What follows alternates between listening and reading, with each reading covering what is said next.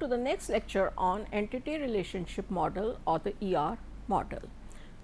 The concepts that we have studied in the ER model till now include entity and entity type, attributes and their types, key attributes, domain of an attribute, relationship type, recursive relationship, and the constraint cardinality ratio. I had told you that we have two types of constraints on relationship types.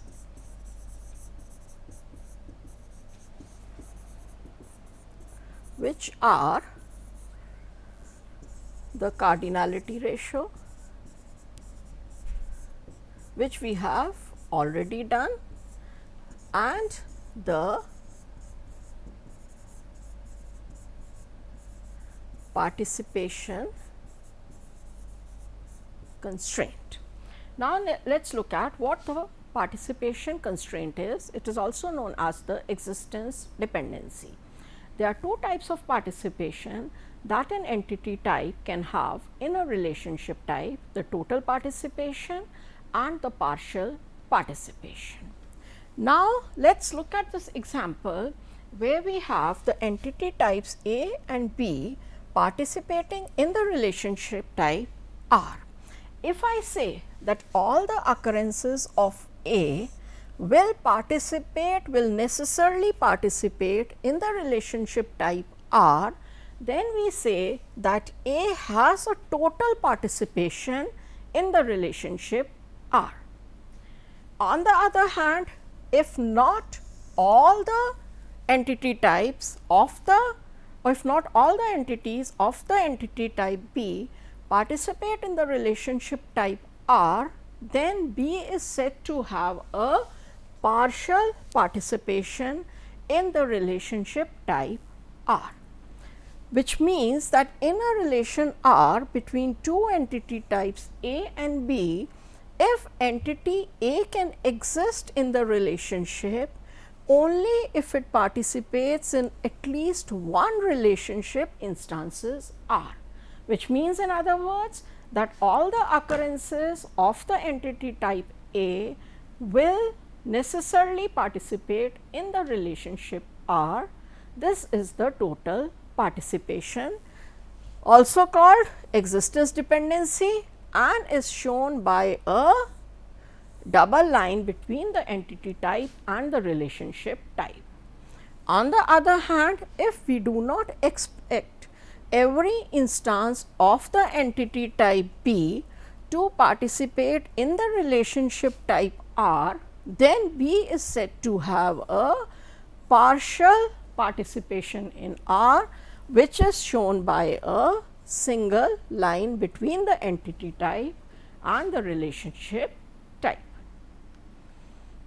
These are some examples over here. There is a relationship type works for between the entity types employee and department. Employee has a total participation shown by a double line. Department has a total participation shown by a double line, which means that every employee will participate in the works for relationship, or every employee will work for at least some department, and every department will have employees working for it. Or we say that both employee, all the instances of employee and all the instances of department will participate in the relationship works for, whatever may be the cardinality ratio. It may be m to n, it may be 1 to n, it may be n to 1, or whatever. In the second example, employee has a single line here means partial participation, department has a total participation, which means that every employee may not has a partial participation, may not belong to some department, but every department will have some employees or the other. Okay. Let us look at the instance diagram in the first case where we have this. So, employee department,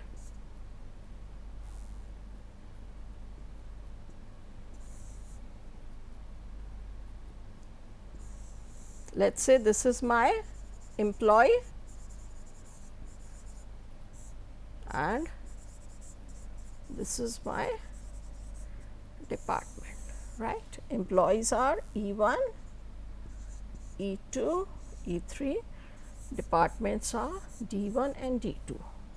For this one, employee has a total participation. So, every employee will participate, will belong to some department or the other,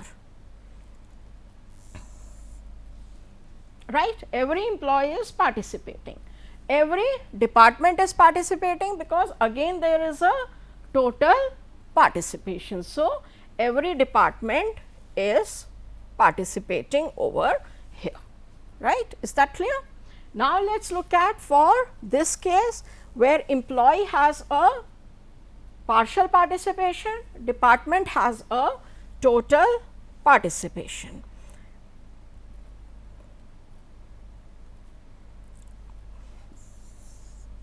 Employee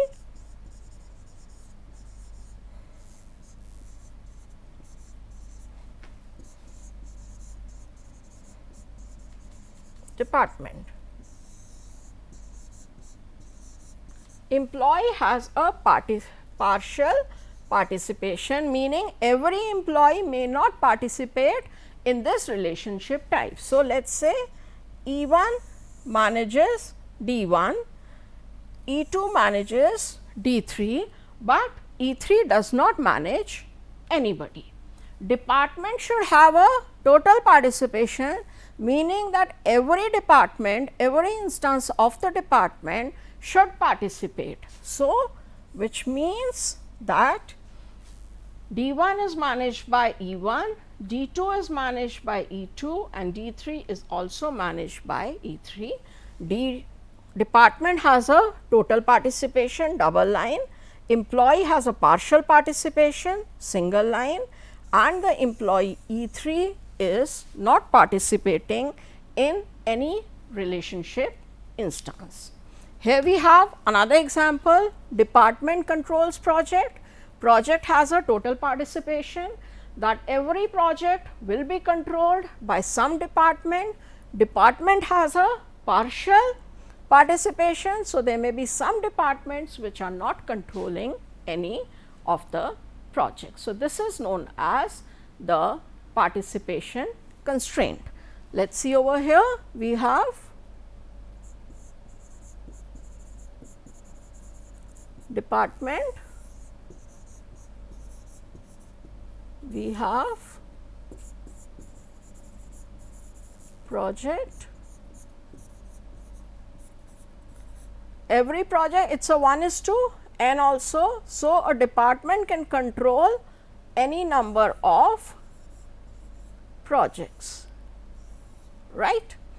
A department can control any number of projects, but department has a partial participation shown by the single line. So, department D3 is not participating or is not controlling any project.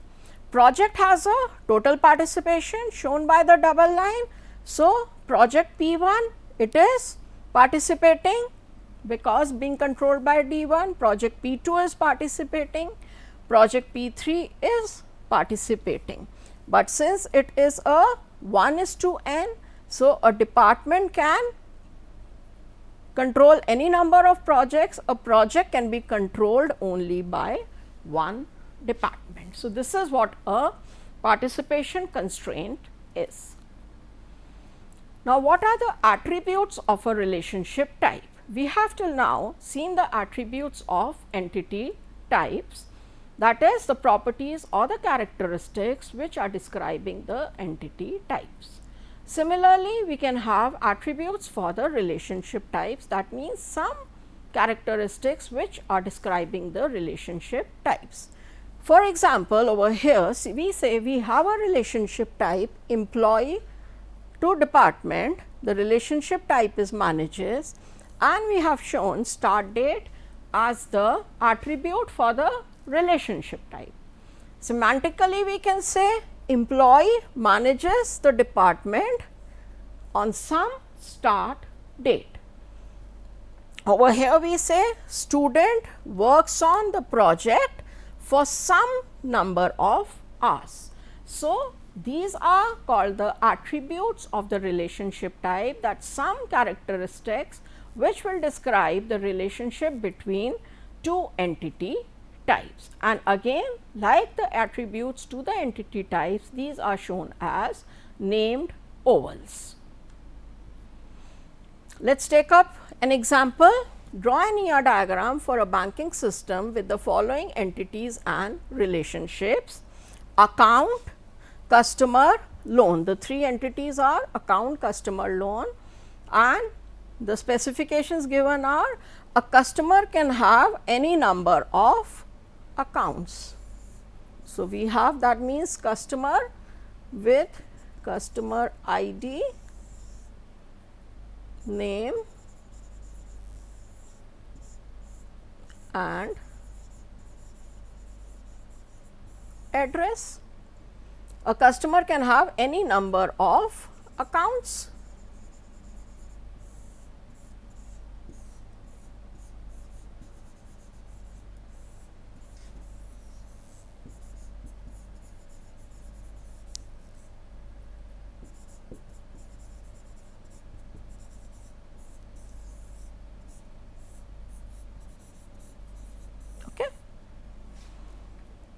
And an account can be a joint account for at the most two customers. So, customer can have any number of accounts. An account can be a joint account for at the most or maximum of two customers. So, the cardinality ratio is 2 to n.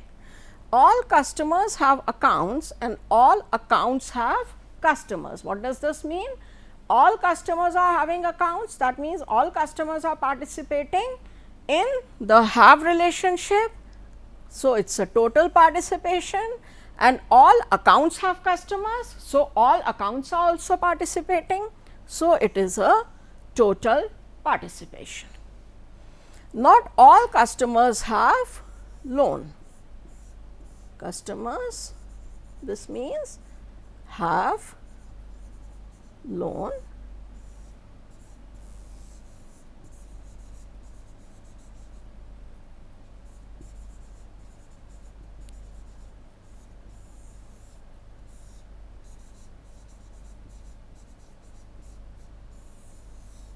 not all customers have loans. That means all customers, they are not participating in the relationship, have loans. So, it is a partial participation shown by a single line. A customer can have only one loan, a customer can have only one loan, and there are no joint loans. That means only one customer to each loan. Now, we will make this as a total participation. Why? Because if there is a loan, then there have to be customers for that loan. So, for every loan that exists, there have to be customers. So, loan will have to be all loans will necessarily participate in this relationship. So, we will show it as a total participation. Now, let us take up the ER diagram for this scenario. Library has books. I will use a fresh slide. So, we say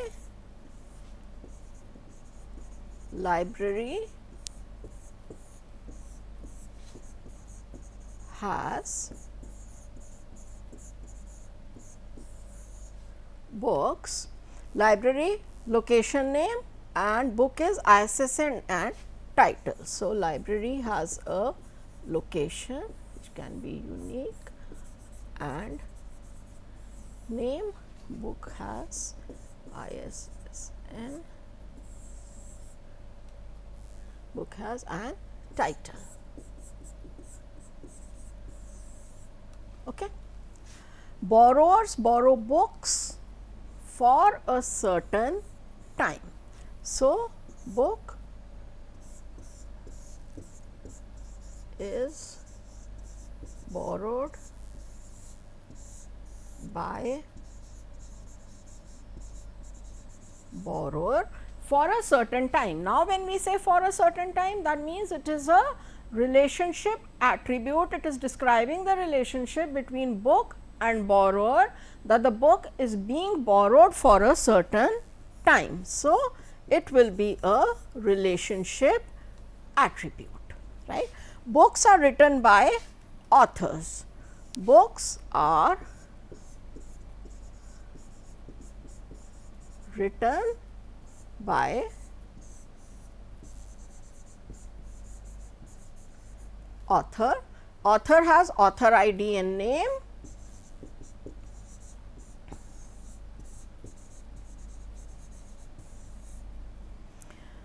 And books are published by publisher. Books are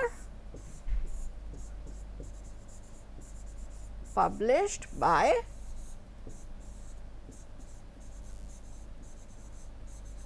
publisher, which has PID and P name. PID as the key and P name, right. Library is managed by the librarian. So, library is managed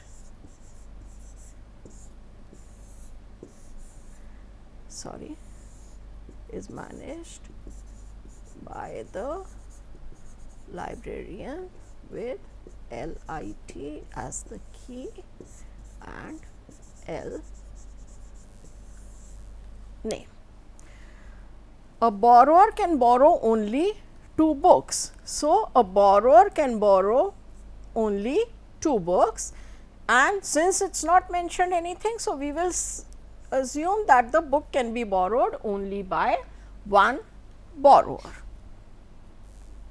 An author can write any number of books, and a book can be written by more than one author. So, a author can write any number of books, and a book can be written by more than one author. A publisher can publish any number of books, and a book can be published only by one publisher. A publisher can publish any number of books, and a book can be published only by one publisher. A borrower may or may not have a fine. So, that means there is fine, borrower has fine.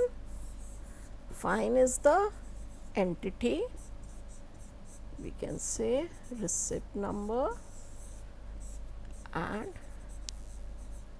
amount. Anywhere where the attributes are not given, we can assume our own attributes. Like for borrower also, the attributes are not given, I can write BID, name and more. A borrower may or may not have a fine. That means all borrowers are not paying the fine.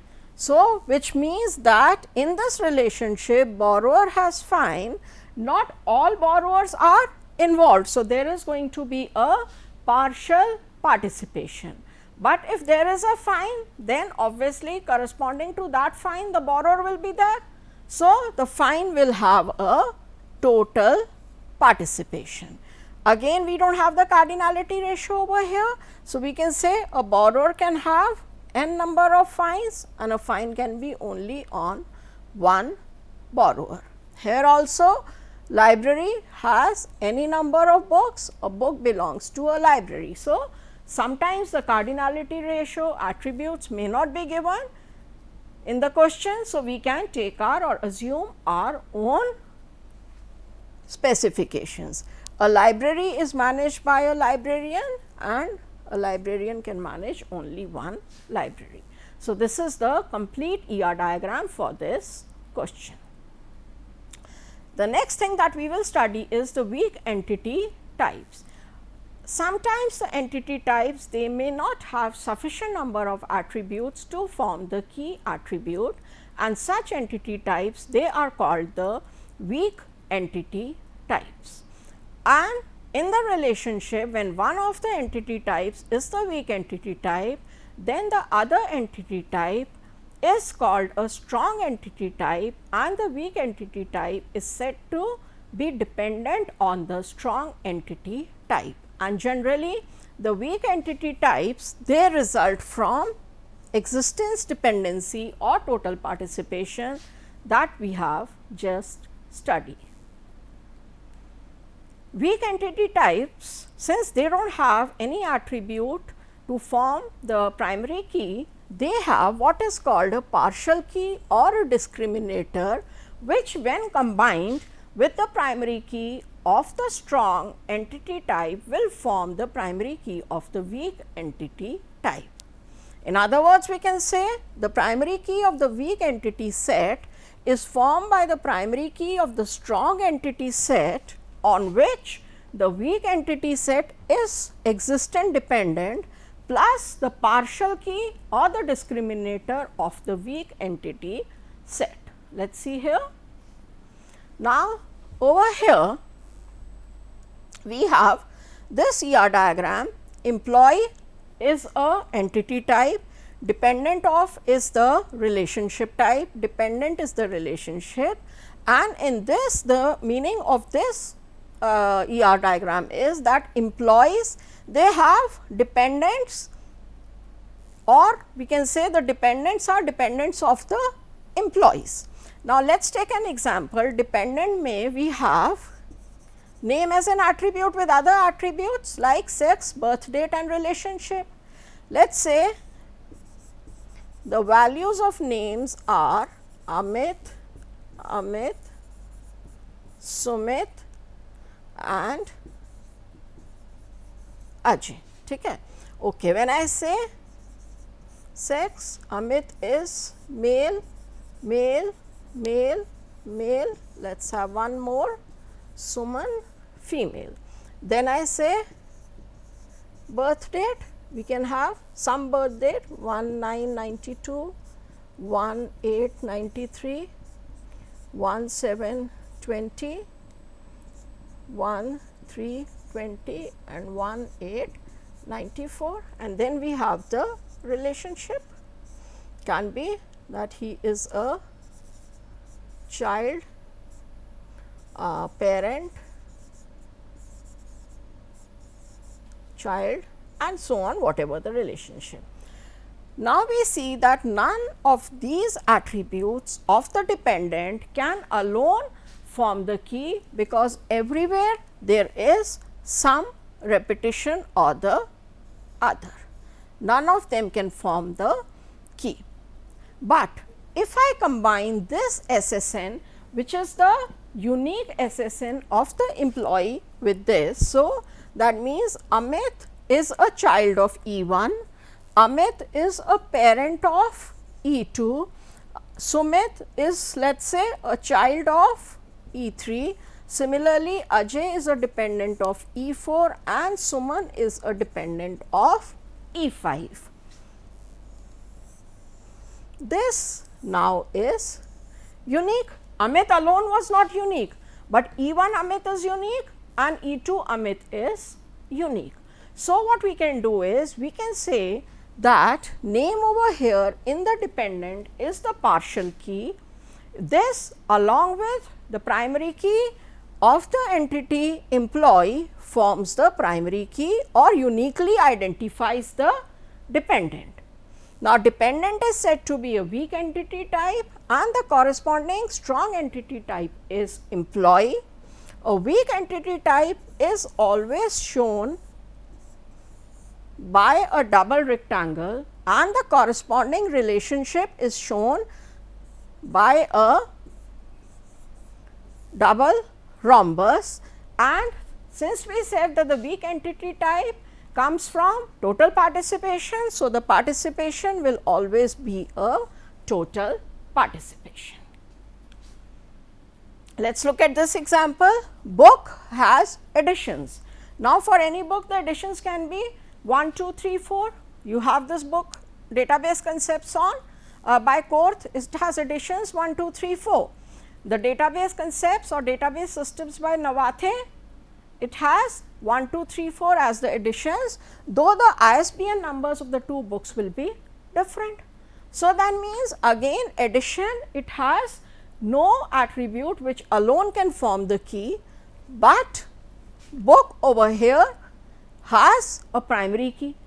So, if I combine this primary key of book with the attribute addition number over here, then ISBN plus addition number will form the primary key for addition, addition number being the discriminator or the partial key. This is what it is written here. Primary key of addition is ISBN plus addition number, and addition the discriminator is always underlined by a dashed line. Let us quickly do this example. We have bank, bank has branches. Bank, I will not draw the attributes, has branches for all the banks, and all branches are B1, B2, B3. That means, for Syndicate Bank the branches are B1, B2, B3, for Canara Bank the branches are B1, B2, B3 and so on. So, we say that the branch number cannot uniquely identify the branch, but along with the bank ID, it can uniquely identify the branch. So,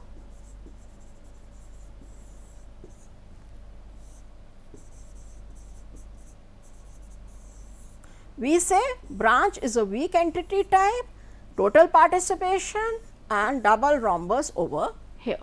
Similarly, a person has address and more than 2 persons can have the same address. Person has address, attributes are not given, red slide, house number, street, city. Person is simply, let us write ID as the key and name. Again 2 persons can have the same address. So, that means house number can be same, street can be same, city. So, no attribute to form the key.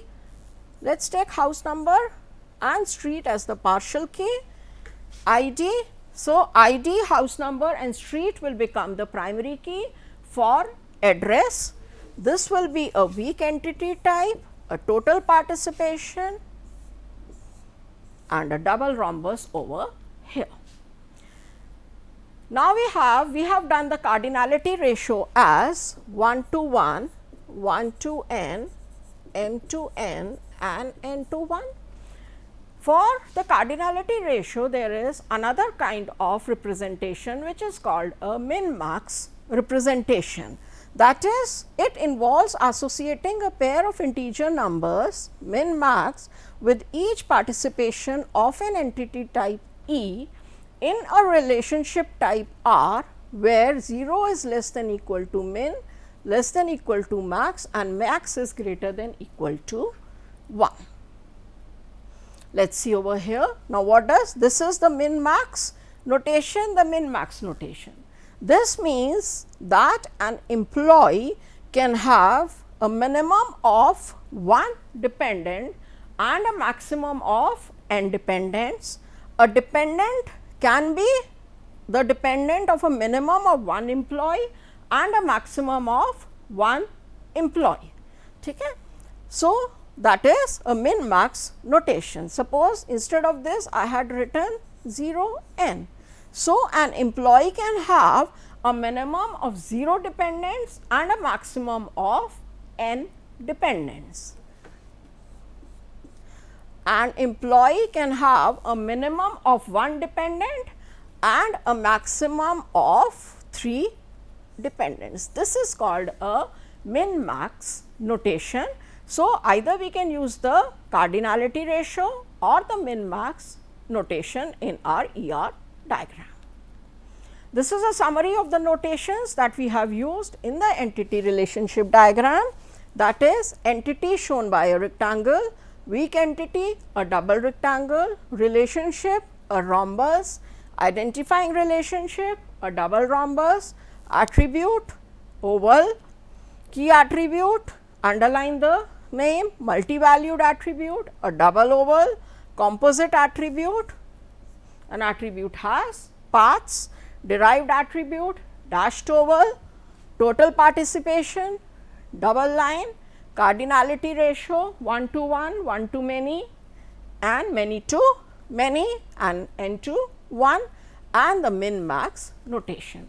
So, using all these notations we can draw an ER diagram given for any scenario.